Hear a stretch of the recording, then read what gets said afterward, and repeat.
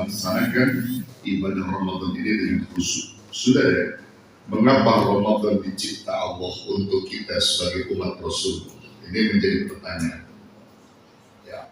Allah menciptakan Ramadan dan menghadirkannya untuk umat Rasulullah khusus, tidak untuk umat yang lain.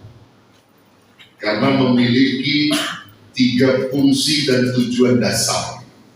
Allah menciptakan Ramadan berikut perintah-perintah. Jadi ada 3 tujuan dasar Ramadan ini dihadirkan Allah untuk kita sebagai umat Rasul. Yang pertama, Ramadan hadir untuk mencetak kita supaya menjadi la'allakum tattaqun. Menjadi manusia yang takwa secara individual atau personal. Yang kedua, Ramadan dihadirkan Allah untuk kita agar kita menjadi apa? La'allahum yattaqun. Menjadi manusia yang bertakwa secara sosial.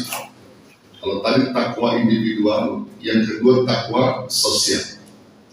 Dan yang ketiga, Ramadan dihadirkan Allah untuk kita sebagai umat Rasulullah agar kita menjadi manusia yang la'allakum tashkurun, yang pandai bersyukur. Nah, kita bahas satu-satu, simpel aja.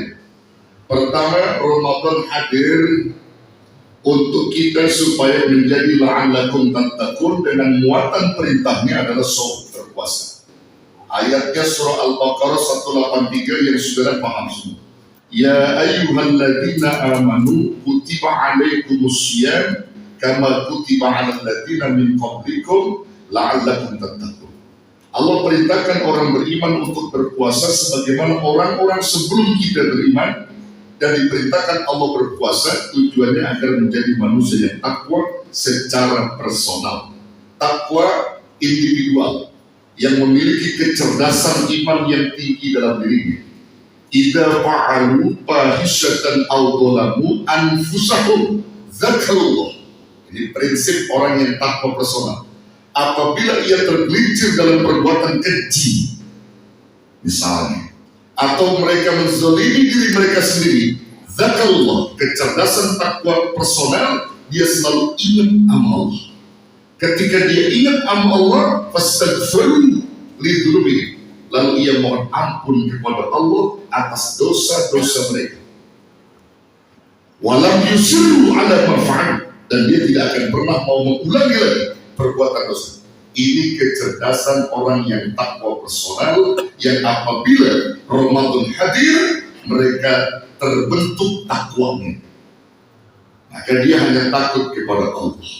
Itu yang disebut Sayyidina Ali, bahwa ciri orang takwa itu salah satunya adalah la yakhafanna ahadun minkum illa dhanba.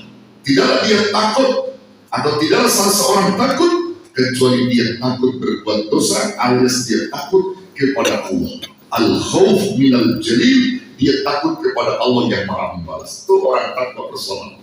Maka kalau orang takwa personal itu banyak hujatannya, banyak caciannya, banyak makiannya. Ada saja orang yang mencurigai kepada orang yang punya takwa personal. Udah jujur, dibilang kagak jujur. Udah terbuka, dibilang gak terbuka. Ada saja omongan-omongan. Ini takwa personal. Ujiannya banyak. Lihat Rasulullah, hujatannya luar biasa. Rasulullah kurang apa? Al-Amin, dipercaya. Masih ada dianggap pendusta. Masih ada dianggap menggelapkan wahyu Allah. Itu lantaran orang-orang yang dengki hatinya. Jadi saya terkejut melihat DKM bicara begitu. Tenang aja Pak DKM, tenang. Ya. DKM udah tanpa personal terbuka selebar-lebarnya. Ada orang yang iri dengki pengen terbuka, buka semua. Orang tanpa personal tidak pernah takut pada siapapun kecuali dia takut kepada Allah. Itu poin. Ya. Ini menjadi catatan buat kita semua. Kadang-kadang orang kan usil begitu. Orang kalau udah berbuat benar masih aja ada salah tuh. Kalau orang usil dengki pengen ada baiknya. Sama orang bener tetap aja dia dengki. Apalagi sama orang gak bener. RT kan udah bener banget RT. RT iman. Masih aja dia dengki. segala digosipin Nabi-nya 5. Ya teh. Ya artinya saudara. Jadi rahmati Allah ini catatan buat kita. Orang kan gak bener Pak, ada ya. Jadi ada satu riwayat saya ambil saudara, ingat bagaimana Luqmanul Hakim, seorang hamba Allah yang soleh, yang luar biasa soleh, sampai anak-anaknya soleh. Orang dengki banget sama keluarga daripada Luqman itu, benci itu orang. Banyak orang-orang yang sirik dengki sama keluarga Luqmanul Hakim. Nanti ngomong-ngomong kenal sama Luqman. Luqman kenal nggak? Kenal? Ya. Kenal di mana sih? Ojek. Luqman tukang ojek. Ini Luqmanul Hakim sudah sahabat yang ada pada masa Nabi Daud.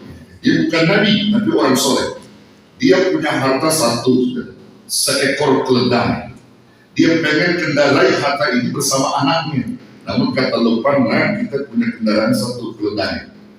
Ya, bagaimana lah kalau keledai ini ayah dulu yang tunggangi, yang taiki kamu nonton. Nanti gantian, katanya. Oh begitu Pak, iya, jalanin Luqman. Luqman naik, anaknya nonton. Allah karim. Di tengah perjalanan dilihat sama orang-orang dengki. Apa kata orang dengki? Lihat orang tua baka nggak tahu diri. Anak masih seumur jagung begitu disuruh nonton, dia enak-enakan naik di punggung keledainya. Tuh orang tua nggak tahu diri katanya. Tuh orang dengki itu begitu. Padahal udah sepakat di Luqman. Gak lama kemudian Luqman turun, gantianlah kamu yang naik, bapak yang nuntun. Dilihat lagi sama orang dengki, anak kurang ngajar, budakin orang tua. Ya, budakin orang tua suruh nuntun, dia enak-enakan naik keledainya. Itu orang dengki. Gak lama kemudian kata ayahnya, nah ini kita duduk sama rendah, tinggi, berdiri sama tinggi, duduk bersama rendah. Artinya keledai kita juga butuh istirahat, artinya sama-sama kita jalan. Keledai kita tuntun berdua. Dilihat lagi sama orang dengki. Apa kata orang dengki? Orang gak mensyukuri nikmat Allah. Punya kendaraan tetap aja gak mau ditunggangi, malah dituntun. Bodoh tuh anak dan orang tua. Ini sekilas kisah orang dengki begitu tuh mana orang tua. Orang dengki kalau ada orang begitu kagak ada baiknya, saudara. Semua orang pasti jelek di mata dia. Kita udah bener banget juga jelek tuh orang dengki. Makanya jangan sampai menjadi orang syirik, orang dengki. Kita orang beriman, Ramadan diciptakan Allah untuk membentuk karakter manusia menjadi la'allakum tattaqun, takwa secara personal yang cerdas kepada Allah Subhanahu wa taala, yang dia harus patuh tunduk kepada Allah. Satu. Yang kedua, la'allahum yattaqun. Ramadan diciptakan Allah agar kita menjadi manusia yang takwa sosial. Baik sama orang, dermawan sama orang, selalu berbagi. Ramadan bulan berbagi, Ramadan bulan untuk memberikan kontribusi ya berupa makanan dan minuman. Masjid Al-Barakah ini setiap harinya mengadakan buka bersama. Ya artinya setiap orang yang lalu lalang silakan buka di Masjid Al-Barakah. Maghrib ya teh. Oh, ada banyak-banyak macam-macam tuh makanan, ada kolok, ada rendang, macam-macam. Ya, jadi kalau antum mau berbuka, nggak punya duit, datang ke Masjid Al-Barakah. Kalau tiap hari malu juga deh. Tapi insya Allah saudara, ini tempat orang berbagi manfaat tauhid iman dan maghfiratan lidzunub. Insya Allah DKM terbuka, penasihatnya juga terbuka. Ya, pembina saya, penasihatnya juga terbuka, RT Iman, Haji Matroji, semua terbuka. Nggak ada yang ditutup-tutupin. Ya, terbuka semua. Jadi nggak ada lagi ada orang-orang yang mau sentimen sama kita, biarin saja. Anjing memborong, kafilah tetap berlalu. Begitu kata RT Iman. Biar kata bini cerewet, biarin, yang penting punya iman. Gitu. Iya. La'allahum yattaqun. Baik, yang ketiga sekarang, Ramadan dihadirkan Allah untuk apa? La'allahum tashkurun, agar kita menjadi orang-orang yang pandai bersyukur kepada Allah. Syukur apa? Pertama, Allah menguburkan dosa-dosa kita, menguburkan dan merontokkan dosa kita di bulan Ramadan.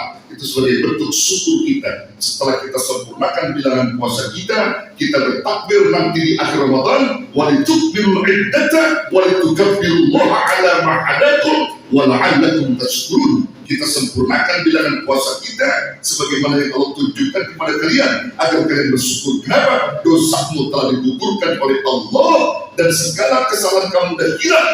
Maka kamu bersyukur kepada Allah menjadi manusia yang dirindukan surga, yang dicintai oleh Allah Subhanahu wa Ta'ala. Syukur kepada Allah, syukur kepada Rasulullah, syukur kepada kedua orang tua, syukur kepada istri dan suami kita, syukur kepada anak-anak kita dan kepada seluruh manusia yang ada di muka bumi ini. Ini orang yang bersyukur setelah dididik Allah di bulan suci Ramadan. Orang bersyukur adalah orang yang pandai melihat siapa yang memberi nikmat. Bukan hanya nikmat yang diberi, tapi siapa yang memberi nikmat, dia pandai melihatnya. Ru'yatul mun'im wa ru'yatul ni'am. Dia pandai melihat zat yang memberi nikmat dan pandai pula melihat nikmat yang diberi oleh yang memberi nikmat. Baru itu orang bersyukur.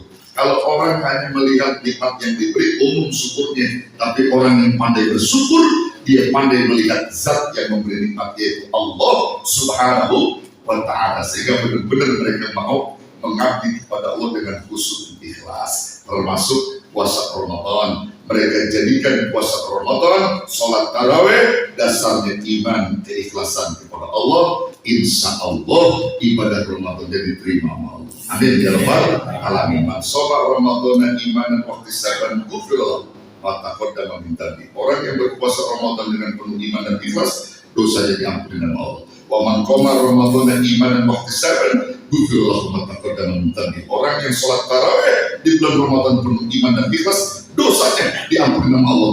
Jadi banyak ikhlas, banyak sabar dalam melaksanakan sholat tarawih. Jadi kalau tarawih kita 23 kecil 23 kecil. Amal bintil. Ya. Ada tarawih yang 43 ada. Yang 63 ada. Yang 100 rakaat ada.